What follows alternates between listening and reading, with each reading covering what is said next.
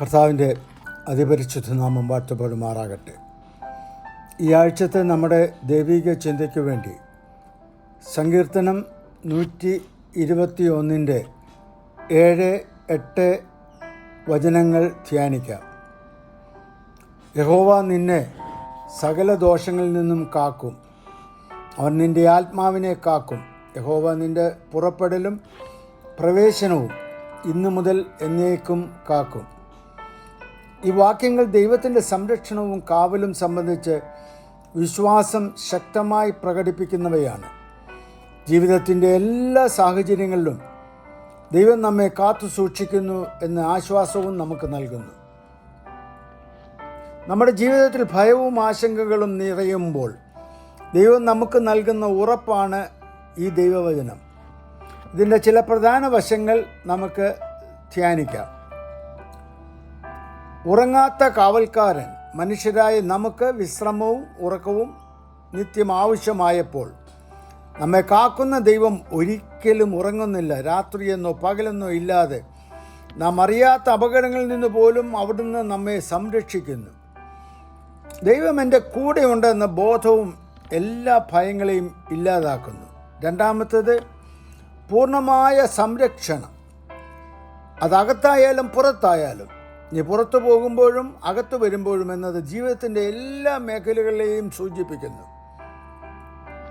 ജോലിക്കായി പോകുമ്പോൾ, യാത്രകളിൽ, മക്കളുടെ പഠനകാര്യങ്ങളിൽ, അങ്ങനെ എല്ലാ ഇടങ്ങളിലും ദൈവത്തിൻ്റെ കണ്ണ് നമ്മിലുണ്ട്. നാം വീട്ടിലായിരിക്കുമ്പോഴും പുറം ലോകത്തെ തിരക്കുകളിൽ നാം ആയിരിക്കുമ്പോഴും ആ സംരക്ഷണം ഒരിക്കലും മാറുന്നില്ല. മൂന്നാമത്തേത് ശാന്തതയാണ് നിന്റെ ശക്തി എന്ന് പ്രവാചകനായ യെശയ്യാവ് പറയുന്നു. ശാന്തതയിലും വിശ്വാസത്തിലുമാണ് നമ്മുടെ ശക്തി. പ്രശ്നങ്ങൾ ഉണ്ടാകുമ്പോൾ പരിശ്രമിക്കുന്നത് നമ്മുടെ മാനസികവും ശാരീരികവുമായ ഊർജം നഷ്ടപ്പെടുത്തി കളയും.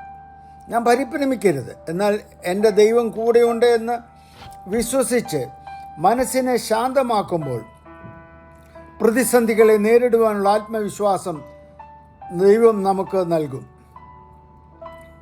നാലാമത്തത് ഉത്കണ്ഠമായ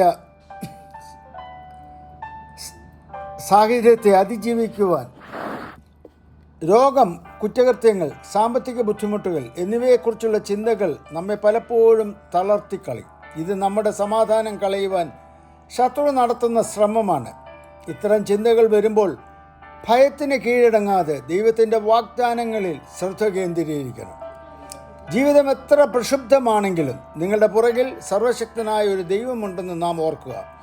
ആ അറിവ് നിങ്ങൾക്ക് നൽകുന്ന സമാധാനം ലോകത്തിന് നൽകുവാൻ കഴിയുന്നതല്ല. ഇന്നും എന്നേക്കും അവിടുന്ന് നമ്മുടെ കൂടെയുണ്ട്. ദൈവം നമ്മളെ നിത്യം സഹായിക്കും. ദൈവം നിങ്ങളെ അനുഗ്രഹിക്കുമാറാട്ടെ. ഇന്നത്തെ ചിന്തയോടനുബന്ധമായി നമുക്കൊരു വാചകം പ്രാർത്ഥിക്കാം. സർവശക്തനായ എൻ്റെ പിതാവേ, എൻ്റെ ജീവിതത്തിന് കാവൽ നിൽക്കുന്നതിനായി നന്ദി. എൻ്റെ രോഗങ്ങൾക്കോ സാഹചര്യങ്ങൾക്കോ എന്നെ ഒരിക്കലും തളർത്താനാവുകയില്ല. അങ്ങയുടെ ശാന്തത എനിക്ക് നിത്യം ശാന്തി നൽകുന്നു. അവയ്ക്കായി ഞാൻ സ്തോത്രം ചെയ്യുന്നു. അങ്ങയുടെ നാമത്തിൽ അപേക്ഷിക്കുന്നു. ആമേൻ.